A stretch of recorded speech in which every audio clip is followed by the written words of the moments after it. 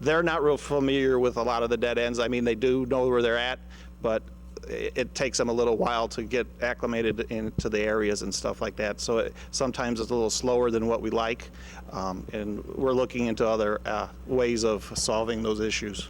Now, as we were getting into morning, you know, everybody's getting back to work. A lot of establishments and businesses are underway.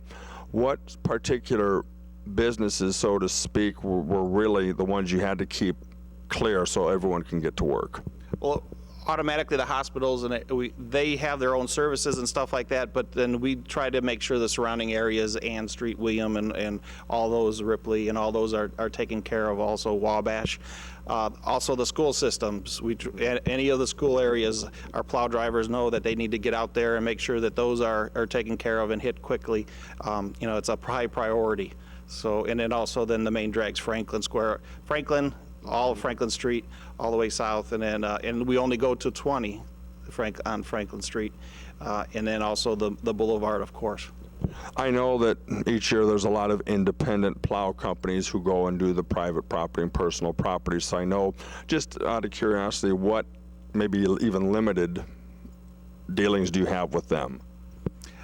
There's only a few times when we get a lot of you know, an abundance. Like last year, we had called in to help out with subcontractors or whatever, and they're usually used though mainly for you know, alleys and things like that when we get that much snow. But we try to handle it by the city as much as possible. Well, let's take a little look at the salt that is here, and Andy Steele is helping on camera. This is quite a sight. Go ahead and explain. Okay, this is the salt barn here, and it holds up to about 21 to 2,200 tons of salt, and we have actually more orders coming in that will be here later today. And what you see here is all mixed salt already, so it's already been mixed with our beet juice, and that's why it almost looks like sand, doesn't it, Bill? Yes, it does. And but it's not. It's all salt. And what the beet juice does is it helps. As soon as it hits the ice in the roads, it automatically starts melting right away. So it's already created a chemical reaction. And whereas over here is that's just plain salt right there. We leave some of it aside for some of the like school systems and people that they actually, the school system mixes it with sand. So they don't use the beet juice and with that. That is something else. How many pieces of equipment overall are there for the street plowing? I would say normally when everybody is out in all the different departments and everything, we're talking probably about 30 pieces of equipment. So. And with the wear and tear on the trucks, we saw some mechanics working over there. Let's talk about the maintenance and upkeep of all of the apparatus. It's very a constant enduring and patience is what it takes, because our fleet is very old. We have some that are 2000s, and some that are, you know, the newest ones. We got a new truck actually coming in at the end of this month. It should be ready, but most of it's very old. Our central maintenance department is doing a phenomenal job. The mechanics, we have to call them in. Like we had to call them in that night because the plow truck driver ran over a manhole cover and broke the cutting blade on their snow plow. So we had to get it up, get them in, get that blade changed, and get them back out on the road right away. We do have a few other trucks for backups, and they jump in them and they'll use those, but we're limited with the amount of tandem trucks, the larger ones, and those are the best ones to use when it's that bad.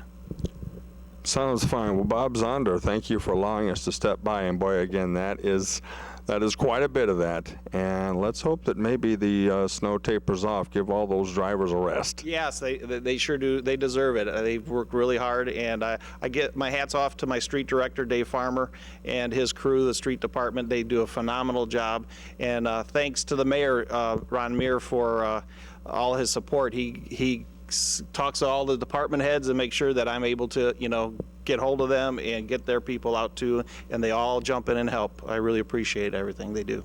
That's the way it should be. Thanks so much again.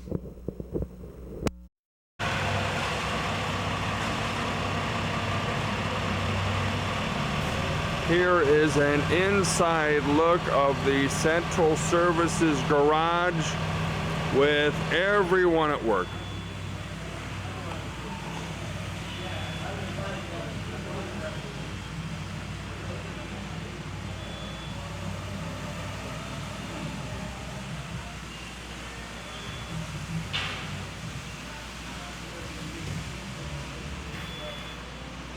One of the many trucks utilized during the winter.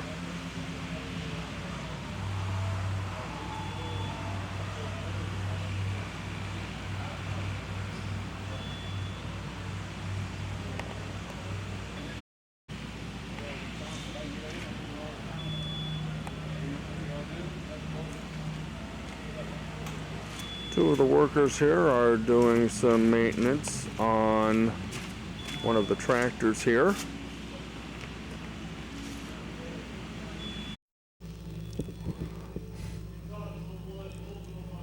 That concludes this edition of Interesting Individuals as we took a look at the 2015 storm that hit Michigan City. A thank you to Bob Zonder for letting us visit the Central Services garage, find out a little bit how they handle all this snow plowing. Thank you to Andy Steele. I'm Bill Landing. Please join us for another show soon.